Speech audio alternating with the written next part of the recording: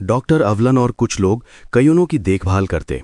दूसरी ओर अमेरिकन सरकार ने विमान को खोजने की इतिहास का सबसे बड़ा सर्च ऑपरेशन शुरू किया और लैंस सागर चप्पे चप्पे को छान मारा गया, पर विमान का एक टुकड़ा भी नहीं मिला। 1 सप्ताह की लगातार और खोज के बाद कोई सुराग नहीं मिला, तो अब विशाल अभियान धीरे धीरे ठंडा पड़ गया। इसी बीच द्वीप पर बचे हुए लोग जीने की कला सीख ली। उन्होंने द्वीप के पत्थरों, विमान के द्वातों को किस कर चाकू और पैने जैसे औजार बनाए। सबसे बड़ी चुनौती उनको जंगली सूअरों से थी, जो झुंड में रहते थे। रात के समय उनके शिविर पर हमला कर रहे थे। विमान में मौजूद एक शिकारी इन्होंने फाला चलाना, जाल बिछाना सिखाया। कई दिनों की योजना अभ्यास के बाद उन्होंने पहले जंगली सूअर का शिकार किया। वो एक भयानक भावनात्मक क्षण था। शिकार के दौरान 2 लोग घायल हो गए। जब शिकार को लेकर शिविर में लौटे, वो सिर्फ भोजन नहीं था, वो उनकी एकता, श्रेणी, संकल्प की जीत थी। उन्होंने द्वीप के किनारे टूटे हुए नारियल के तनों से बड़े बड़े अक्षरों में हेल्प लिखा, इस उम्मीद में कि शायद कोई गुजरता हुआ जहाज या विमान देख ले। हर दिन वो उसी दिशा में नजरें गड़ाए 6 महीने बीत चुके थे। बाहरी दुनिया के लिए वो सब लोग मर गए थे। NC-16002 134 लोग अनसुलझी पहेली बन चुके थे।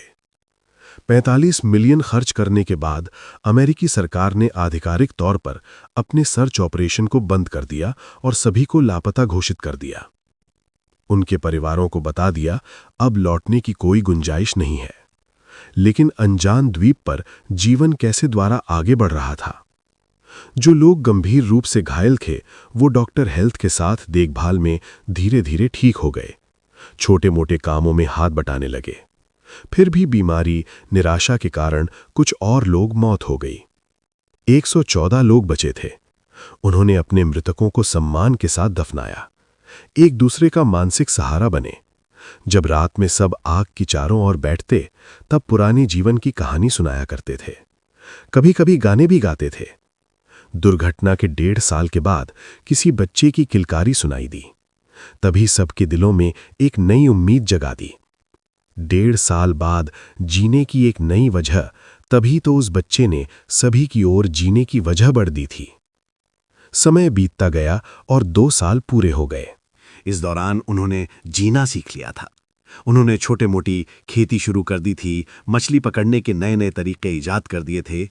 फिर भी सब लोगों ने घर जाने की इच्छा उनके दिलों में जिंदा थी, जो हर रात उन्हें बेचैन रखती थी। इंजीनियर और बेचैन रखते ऑथर मैसेज के साथ सभी लोगों ने एक बड़ी नाव बनाने का फैसला किया। ये उनका अब तक का सबसे बड़ा महत्वाकांक्षी प्रोजेक्ट था। महीनों की कड़ी मेहनत के बाद विमान के टुकड़ों के लकड़ी ब्लॉक का उपयोग करके एक बड़ी और मजबूत नाव बनाई। जिस दिन उन्होंने नाव को समुद्र में उतारा, तब ये किसी त्योहार से कम नहीं था।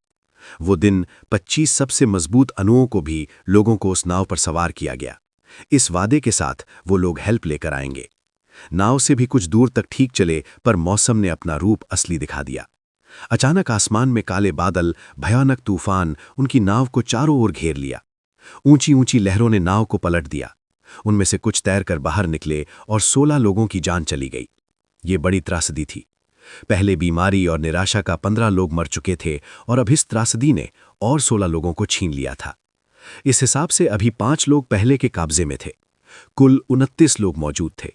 इस घटना ने उनके बच्चों को मजबूत बना दिया। कुल मिलाकर 31 लोगों की मौत हो चुकी थी और 5 लोग पहले ही भाग चुके थे। अब द्वीप पर केवल 98 लोग बचे थे। इस घटना ने उनका विश्वास पूरी तरह चकनाचूर कर दिया।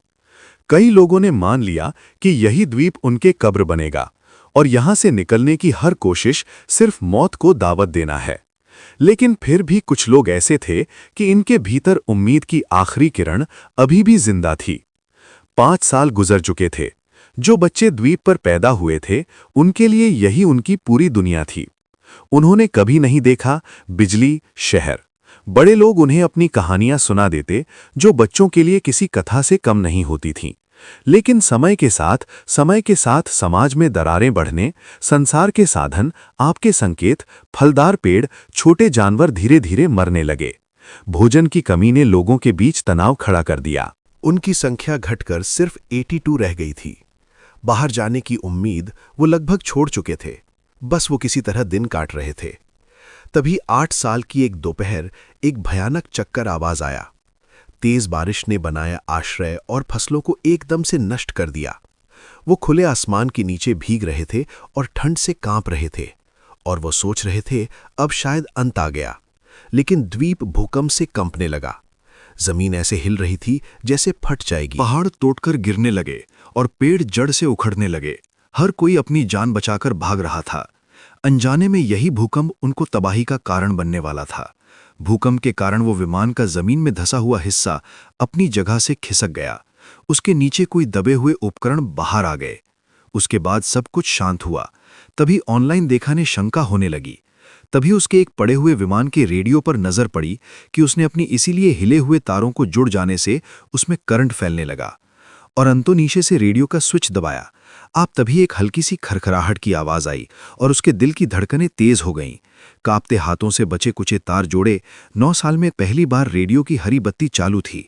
उसने तुरंत माइक उठाया, कांपती हुई आवाज में कहा, मैडम मैडम, फ्लाइट NC-162, क्या कोई सुन रहा है? हम जिंदा हैं।